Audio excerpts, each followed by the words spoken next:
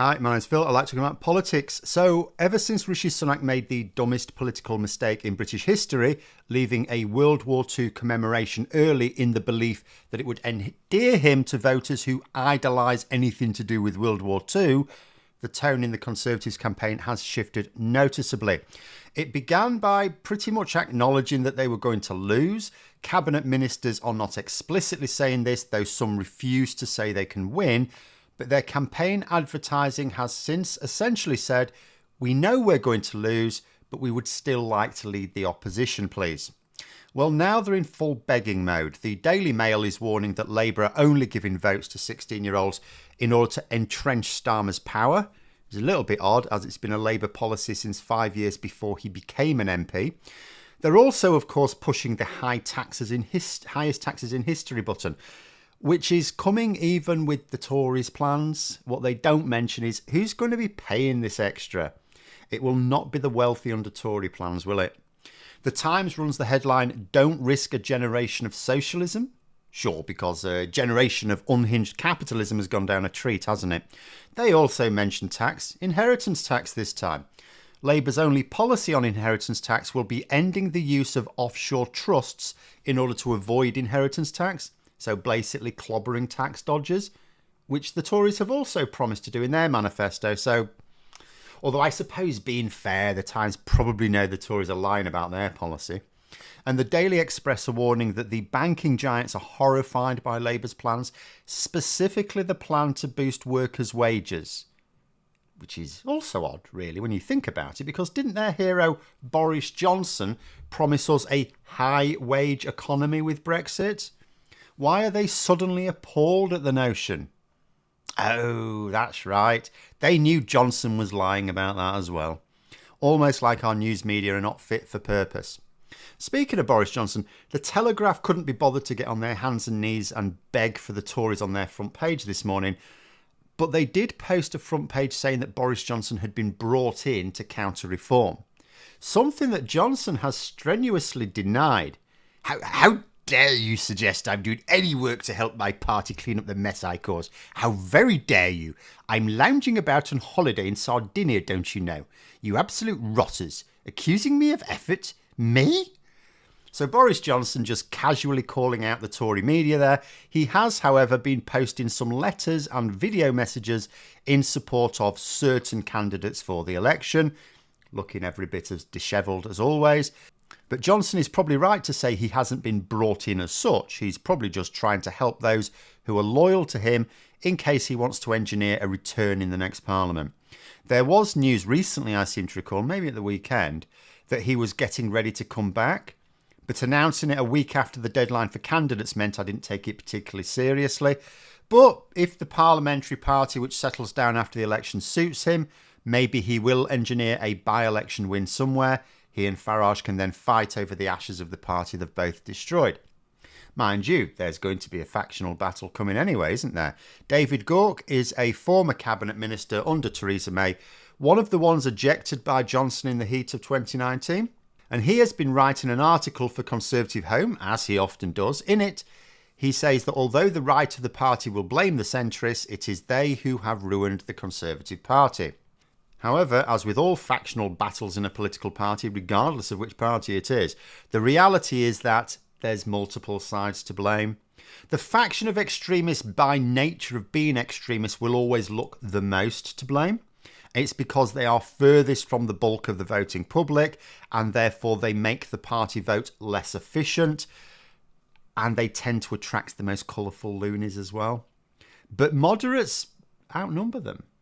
Unless something has gone disastrously wrong, which it might for the Tories after this election.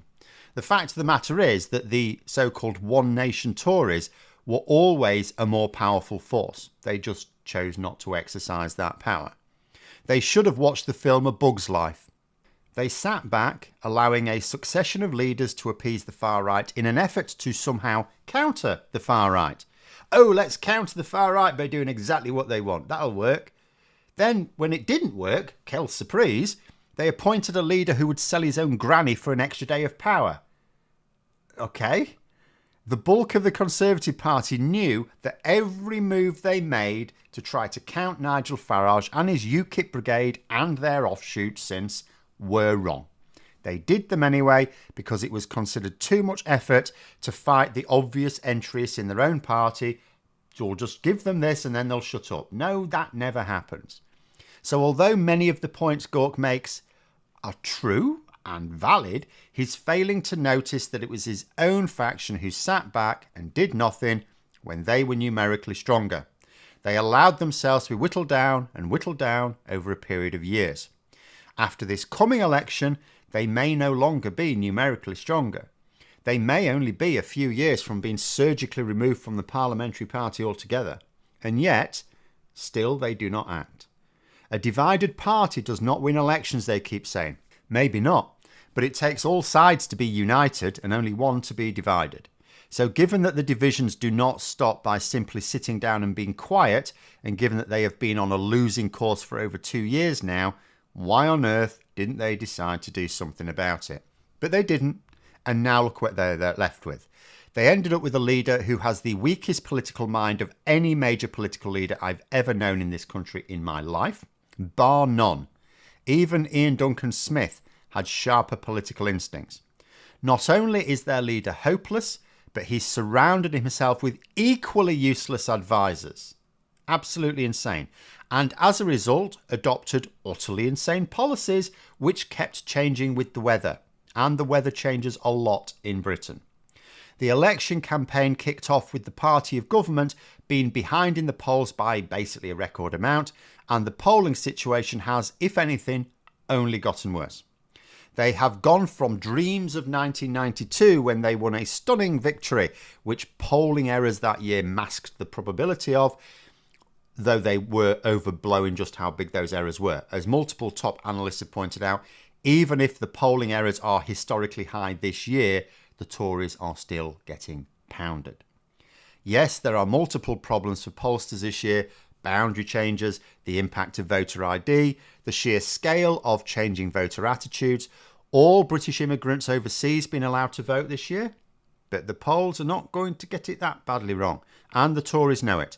They know that it is no longer a contest for who forms a government. It is a contest for who asks the questions of that government, who holds their feet to the fire. The public have a choice. Should it be the Conservatives or should it be the Lib Dems?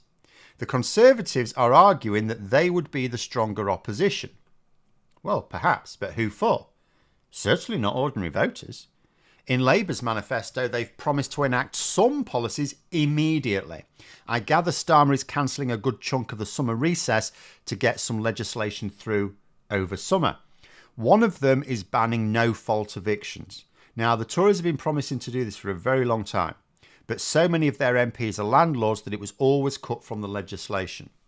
Within weeks of Parliament starting up again, Labour will do what the Tories spent years promising to do. The Tories may indeed be a strong opposition for multinational corporations and landlords, but not the tens of millions of ordinary workers and small business owners that decide these things. They may decide that the Lib Dems would be a stronger voice for them, and the Tories are starting to fear this as well now. That is why they are begging. But there we are. Those are my thoughts. If you enjoyed the video, please subscribe for further content and click the like button. You can also sign up for memberships if you'd like to support the channel further. Thanks for watching, and until next time, I'll see you later.